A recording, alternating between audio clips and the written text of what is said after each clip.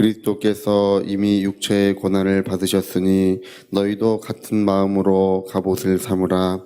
이는 육체의 고난을 받은 자는 죄를 그쳤음이니 그 후로는 다시 사람의 정욕을 따르지 않고 하나님의 뜻을 따라 육체의 남을 때를 살게 하려 함이라. 아멘. 네, 우리가 어떤 삶을 살지 우리 자신들이 선택을 할 수 있습니다. 그래서 아름답고 복되고 또 하나님의 영광이 충만한 삶을 살지, 아니면 여전히 죄악된 삶.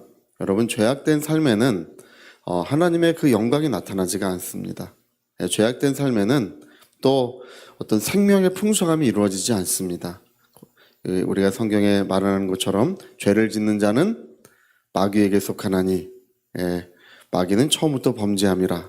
하나님의 아들이 나타나신 것은 죄를 짓는 자에게 마귀가 고통을 주고 괴로움을 주고 또 인생에 많은 어려움을 주는 그것을, 하나님의 아들이 나타나신 것을 다 멸하여 주시기 위하여 우리를 건강케 하시고 삶을 회복시켜 주시고 하나님의 은혜가 충만하게 하시기 위하여 하나님의 아들이 나타나셨다는 것입니다.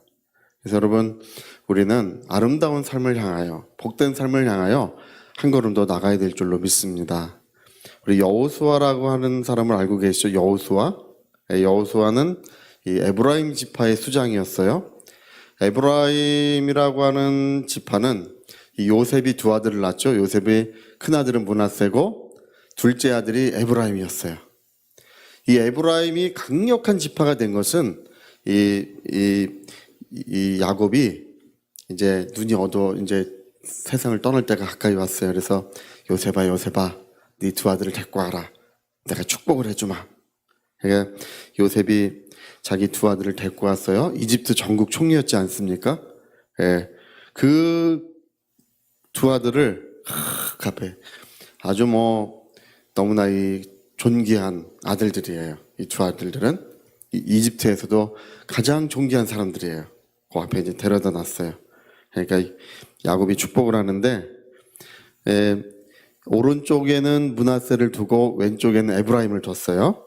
두 아들을 여기다 뒀는데 야곱이 축복을 할 때 오른손을 므낫세, 장자인 므낫세의 머리에 얹어야 되는데 장자인 므낫세의 머리에 얹지 아니하고 오른손을 어긋 맡겨서 차자인 에브라임 머리에 얹었어요. 왼손을 장자에 얹었어요. 그래서 아이고 아버지, 이게 무슨 일이에요? 이렇게 하시면 안 됩니다. 오른손을 에브라임 머리에 얹으려고 하는데, 얘야 그렇게 하지 마라. 이 아이도 한 민족이 되고 이 아이도 한 민족이 될 건데 이 차자 에브라임이 더 강한 민족이 될 것이다. 그리고 오른손을 에브라임 머리에 얹고 그 에브라임을 축복해 버렸어요. 그랬더니 이제 400년 지난 시점에서 출애굽을 하게 됐을 때 12지파 중에 에브라임 지파가 가장 강력한 지파가 됐어요. 유다 지파가 강력한 지파가 아니었습니다. 그때는 에브라임 지파가 가장 크고 인구도 많고 가장 강력한 지파가 됐어요. 그래서 이 에브라임 지파를 이끌었던 사람이 바로 여호수아예요. 에브라임 지파의 수장 여호수아. 여호수아가 얼마나 믿음이 좋고 얼마나 담대합니까? 조상 요셉의 믿음을 그대로 이어받은 것 같아요. 얼마나 하나님 앞에 순수한지 순전한지 그 이야기를 다 할 수가 없어요. 여러분, 성경에 나오는 인물 중에 여호수아 같이 일평생 온전했던 인물이 별로 없어요. 바로 요셉을 보는 것 같아요. 요셉이 어찌 하나님 앞에 득죄하리요? 나는 하나님의 뜻대로 살겠노라. 나는 하나님의 뜻대로 살겠노라. 그렇게 요셉이 주장한 결과 하나님의 성령이 임하셔서 충만한 지혜가 있었죠. 이 여호수아가 그러한 삶을 살았습니다. 여호수아가 마지막 임종을 할 때 이 에브라임 지파를 이끌고 이스라엘을 이끌고 가나안 정복기를 했지 않습니까? 그가 담대하고 용맹하게 이 가나안을 전부 이제 정복해서 이제 그 나라가 아름답게 이루어지는데, 이 여호수아가 세상을 떠날 때 유언과 같이 한 말씀이 있어요. 뭐라 그러는 거 아니? 이스라엘아 들으라. 하나님이 내게 알게 하셨는데 너희가 이제 하나님을 떠나 우상을 숭배하는 그런 날이 올 것이다. 하나님이 너희를 이렇게 인도하시고 큰 능력으로 인도하시고 너희를 이렇게 젖과 꿀이 흐르는 땅으로 인도해 주셨지만 아름다운 땅을 주셨지만 그러나 너희는 하나님을 떠나 우상을 숭배하는 날이 올 것이다. 너희는 정령이 알라. 나와 내 집은 오직 하나님만 섬기겠노라. 너희는 정령이 알라. 나와 내 집은 오직 하나님만 섬기겠노라. 예, 이 여호수아가 유언과 같이 했던 말이에요. 나와 내 집은 오직 하나님 뜻대로 살겠노라. 여러분 어떻습니까? 우리가 예수를 믿어도 하나님을 실망시킬 때가 많이 있습니다. 또 하나님의 말씀대로 뜻대로 살고 싶지만, 기도를 해도 온 밤을 새워서 기도하고 싶지만 벌써 1시간만 지나도 몸이 힘들고 에라 모르겠다, 뒤집어 누워서 자자. 그런 유혹에 우리가 금방 시달립니다. 우리 연약합니다. 마음엔 원이지만 연약함이 있어요. 그러나 우리 하나님께서는 자비하심으로 우리와 함께 해주시고 자비하심으로 우리의 모든 죄를 용서해 주신 줄로 믿습니다. 또 우리가 하나님 뜻대로 살고 싶어 하시는 그 마음을 하나님은 알고 계셔요. 그래서 날이 갈수록 세월이 갈수록 우리가 하나님 뜻대로 살 수 있도록 우리를 기름 부어주시고 인도해 주고 계십니다.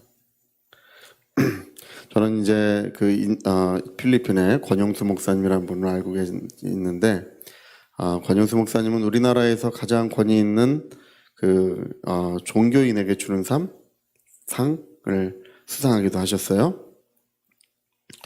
이 필리핀에 제가 선교를 하러 갔더니, 거기는 필리핀도 다 같은 필리핀이 아니에요. 권영수 목사님 선교하는 데는 오지예요. 전기가 들어오지 않는 곳이고, 뭐 소방서나 군인이나 경찰이나 이런 곳이 없는 곳이에요. 제가 그 전에 가다 보니까 이야기를 해요. 어저께 선교사 한 분이 목 잘려 죽었습니다. 그런 곳이에요.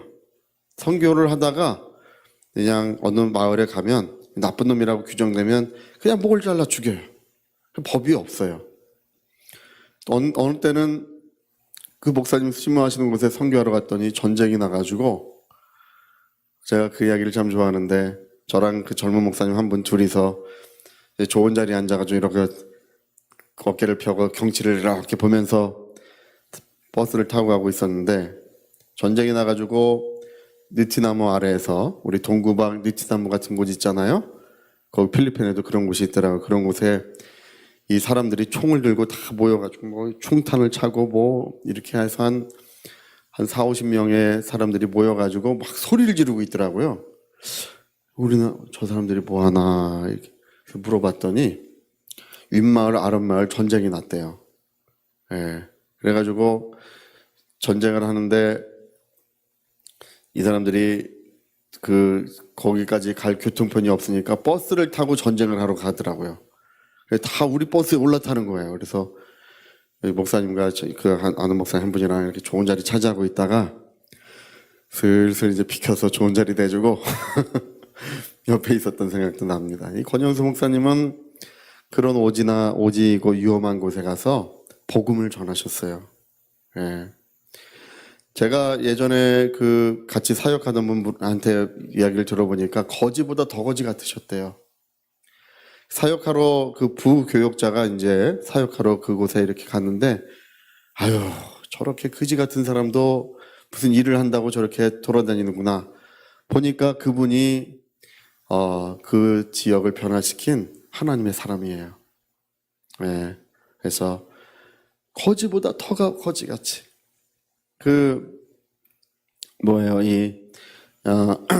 한 달에 한 번이나 이 선교비를 찾으러 이제 수도인 바기오나 이런 데로 이제 와요. 오면 한국 사람은 꼭 이제 강도를 당한대요. 밖에서 자면, 밖에 있으면 꼭 강도를 당하는데, 이분은 공원에서 자는데도, 비용을 아껴서 공원에서 자는데도 한 번도 비용을 뺏긴 적이 강도를 당한 적이 없대요. 이 거지보다 더 거지 같아서 비용을 뺏긴 적이 없으시대요.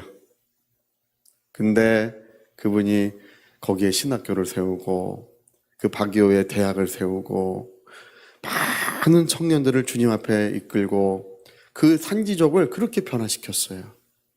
할렐루야. 그 2번이나 이제 산지에 있으니까 고산 2,000m, 3,000m에 있으니까 탈장이 돼가지고 우리 한국에 2번이나 실려왔어요. 이 생명이 경각에 달려가지고 비행기로 공수돼서 오시기도 했어요. 근데 또 가고 또 가고 또 가고 저에게 목사님 저는 압니다. 저보다 연배가 많으신데 매우 많으신데도 이 존댓말을 항상 쓰세요. 제가 그때 30대였어요. 예, 목사님 저는 압니다. 저는 저 산을 오르내리다가 복음을 전하다가 저는 생명을 바칠 것입니다. 라고 이렇게 이야기를 하시더라고요. 저는 그분의 삶이 복되고 아름다워 보여요.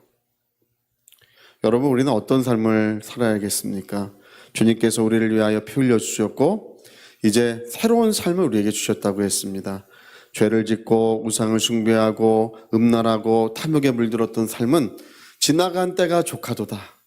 이제는 우리가 하나님의 남은 삶을 하나님의 뜻을 위하여 하나님의 뜻을 존중할 줄 알고 또 사랑할 줄 알고 우리가 누구를 축복할 줄 아는 그런 삶을 우리가 살아가게 되었다는 것입니다. 우리의 남은 때를 나와 내 집은 오직 하나님 한 분만 섬기리라고 했던 여호수아의 고백같이 남은 모든 인생을 우리 하나님의 뜻을 위하여 살아가야 될 줄로 믿습니다.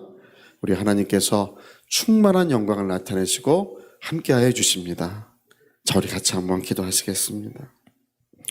우리 한번 기도하실 때 음란과 정욕과 술 취함과 방탕과 향락과 무법한 우상 숭배를 하여 이방인의 뜻을 따라 행한 것은 지나간 때가 조카도다. 하나님의 뜻을 따라 육체의 남은 때를 살려하려 하심이라. 이렇게 말했습니다. 위하여 통성으로 기도하시겠습니다.